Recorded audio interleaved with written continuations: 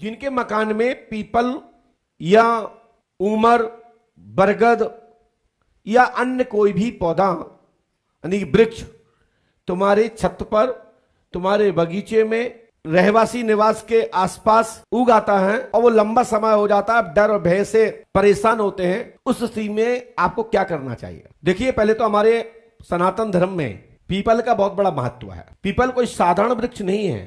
People के वृक्ष पर हमारे स्वयं भगवान विष्णु, स्वयं भगवान शिव और हमारे ब्रह्मा, विष्णु, महेश तीनों का वास पीपल पर विशेष रूप से होता है। साथ ही माता भगवती लक्ष्मी का भी वास पीपल पे होता है। यहां तक भी कहें, कई मंडल, सिद्ध मंडल, नाग मंडल, गंधर्व मंडल के सिद्ध देवता, पितर इत्यादि भी निवास पीपल पर करते हैं। दिमाग में से एक चीज और निकाल दूं, पीपल पे भूतों का, पिशाचों का कोई भी वास पीपल पर नहीं होता है। देवताओं का वास होता है, सिद्धों का वास होता है, नागों का वास होता है, गंधर्वों का होता है। बड़े बड़े देवता, बड़े बड़े सिद्ध जो देव कोटि के होते हैं, सिद्ध कोटि के होते हैं, वो पीपल पर वास करते हैं। भूत पिशाच पीपल पर वास नहीं करते। हमारे यहां एक किंवदंती है कि पीपल की छाया में रात्रि में कोई भी वहां नहीं जाता है। दिन में तो चले जाते हैं, लेकिन रात्रि वर्जित किया गया है और कह देते हैं घर के लोग, उस पर बहुत बड़ा भूत रहता है। पीपल पर कोई भी भूत नहीं रहता है। लक्ष्मी जी का वास होने के कारण रात्रि में वर्जित किया गया। जैसे कि पति पत्नी के कमरे में रात्रि में अचानक कोई भी व्यक्ति प्रवेश नहीं करता, उसी प्रकार से पीपल के वृक्ष के नीचे रात्रि में नहीं जाना चाहिए।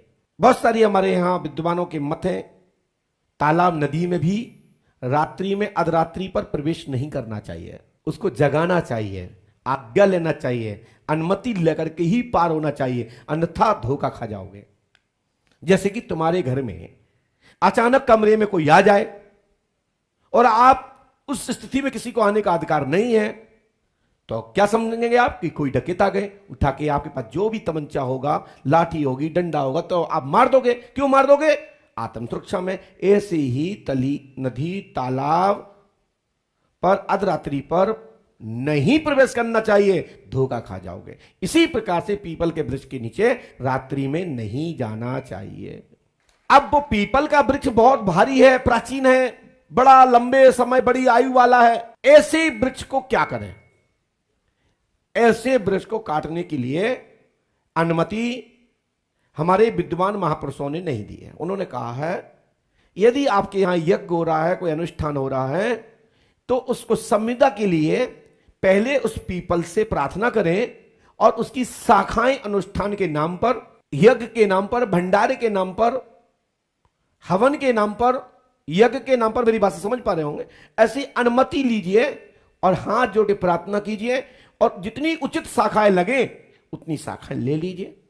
उसी दौरान जो तुमको दिक्कत दे रही हो शाखा, वो जब कोई यज्ञ के लिए ले रहा हो तो उसमें उस प्रकार की वो शाखा भी कटवा दे और उस शाखा का जो दक्षिणा बनता हो, 5 ब्राह्मण, 5 कन्या, 1 संत, एक मंदिर में हनुमान जी को चोला या देवी का श्रृंगार किसी मंदिर में उस शाखा के बदले करा दी। हमारे यहां हिंदू धर्म में पीपल की कोई भी शाखा, जो बट वृक्ष है, जो परिवार वृद्धि के वृक्ष हैं, जिनको जलाया नहीं जाता, चाहे वो पाखर हो, बरगद हो, ये जलाने के लिए नहीं है, ये यज्ञ अनुष्ठान के स्तंभों के लिए है और यज्ञ में संविदा के लिए इस वृक्षों की शाखाओं का उपयोग किया जाता है। यज्ञ में 16 स्तंभ होते हैं, जिसमें अलग अलग वृक्षों की शाखाओं से गेट बनाए जाते हैं, जो 4 गेट बनते हैं यज्ञ के, तो उसमें उपयोग करना चाहिए।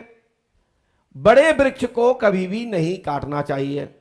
यदि आप काट भी रहे हो, जरूरती है, उस भूमि पे आप कुछ विशेष करने वाले हो, तो उसके बदले वृक्ष से प्रार्थना करके, वृद्ध वृक्ष को देखते हुए, कुछ उसमें सूखापन आ गया हो तब भी निवेदन प्रार्थना करके और 101 पौधे का संकल्प लेकर के तब उसको आप ब्राह्मणों के द्वारा पूजन अनुष्ठान के माध्यम से आप उस शाखा को, पहले तो 2 प्रकार की शाखाएं होती हैं, एक होती है शाखा लेना, एक होता है जड़ सहित लेना।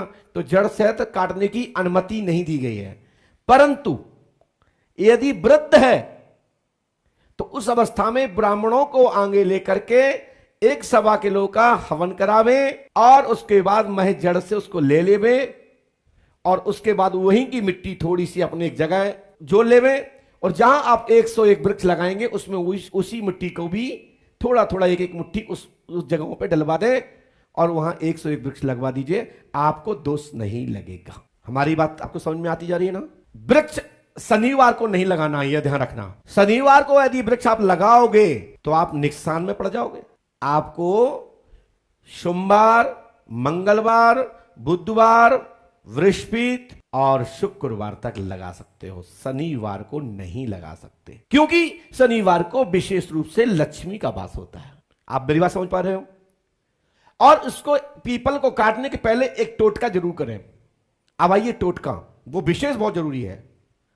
चाहे वो छत पे लगा हुआ पीपल का पेड़ हो, चाहे दीवाल में उग गया हो, चाहे वो तुम्हारे बगीचे में आ गया हो, मेरी बात को समझना।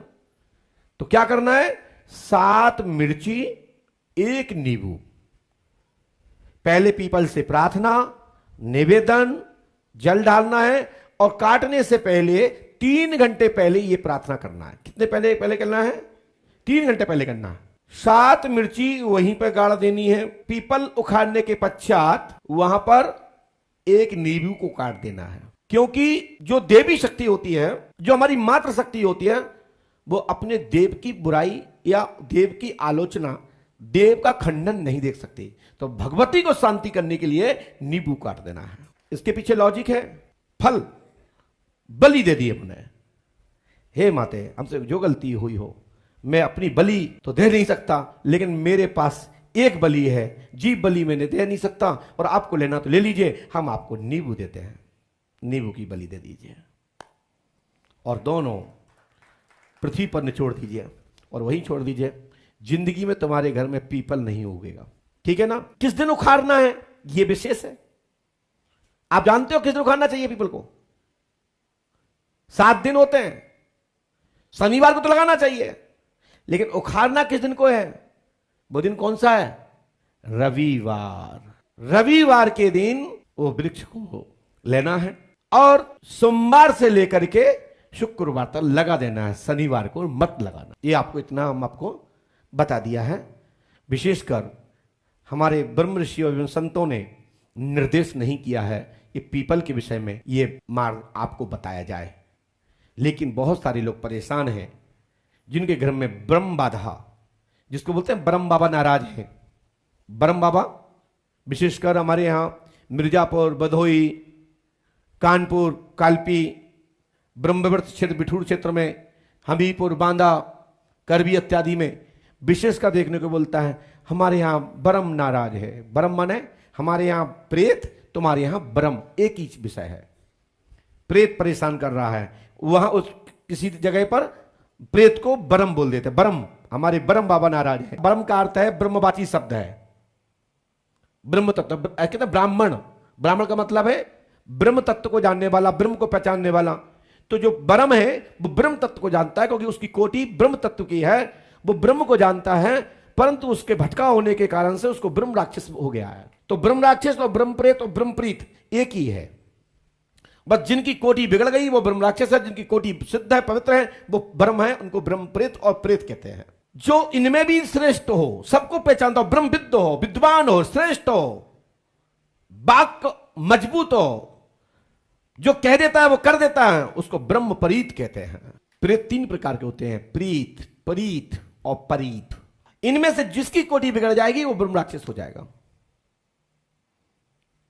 तो आप सबको यदि किसी के घर पे इस प्रकार की पीपल उगाया तो ये विधि को प्रयोग करना है, ठीक है। और उसके बाद भी प्रायश्चित फिर भी करना है। प्रायश्चित क्या करना है? कम से कम 5 अतिथियों का भोजन की जो सामग्री लगती हो, किसी मंदिर दिवाले में किसी पंडा पुजारी या कोई संत महात्मा आपके नगर में किसी मत मंदिर में रहता हो तो 5 लोगों की दक्षिणा 5.25 किलो लाख यानी कि आटा, दाल, दलिया, शक्कर, गुड़ आदि आप देकर के, घृत देकर के प्रार्थना करिए, प्रायश्चित पूर्ण हो जाएगा और वो पीपल का दोष भी आपको नहीं लगेगा। हमने हर प्रकार से आपको सुरक्षित करने की विधि बताई। जिसके घर में पीपल लग जाता है ना, उसके घर में नेगेटिविटी प्रवेश हो जाती है, जिसके घर में दरिद्रता आने चालू हो जाती है, जिसके घर में अनेक प्रकार की अशुगुण होने लगते हैं, अनेक प्रकार की घटनाएं घटने लगती हैं, क्योंकि वो जो वृक्ष है, जो पीपल लगाया गया है, वो सुम्न नहीं लगाया है, वो हमारे जीव जो हैं आकाश में जुड़ने वाले, वो खा के आते हैं और वहां पर वर्षा के माध्यम से भी कई बार हवा के माध्यम से वो बीज तुम्हारी छतों पे आ जाता है, उनके मल के माध्यम से भी आ जाता है और वो छोड़ देते हैं। इसलिए कई बार नीम और भी अन्य प्रकार के वृक्ष, लता पता इत्यादि उबग जाती हैं, अनेक प्रकार का घास हो जाता है। तो वो कैसे आता है? वो इसी प्रकार से आता है, किसी ना किसी प्रकार से आ जाता है। तो उस अवस्था में ऐसे वृक्षों के लिए ये हमने आपको उपाय बताया है। किसी मठ, किसी मंदिर, किसी पार्क में, ये सार्वजनिक स्थल पर, धार्मिक स्थान पर यदि कोई बड़ा वृक्ष है तो कृपया उसको नहीं काटना है। वो स्वतः ही जीर्ण शीर्ण हो जाए, जिसकी पूर्णाई हो जाती है वो स्वतः ही गिर जाता है। उसको भी उठा करके किसी यज्ञ अनुष्ठान या भंडारा चल रहा हो, वहां के क्षेत्र के लोग उस शाखा को कटवा करके, जो सूखी हुई शाखाएं हैं, जो गिर गया है, और किसी यज्ञ स्थान पर छुड़वा देना चाहिए। तब वो यज्ञ में लगेगा तो उसमें जिस देवता का भी वास होगा उसकी, या किसी भी पितर शक्ति का वास होगा, किसी भी सिद्ध कोटि की शक्ति का वास होगा, तो उसकी भी मुक्ति हो जाएगी और उसके द्वारा आशीर्वाद आपको प्राप्त होगा।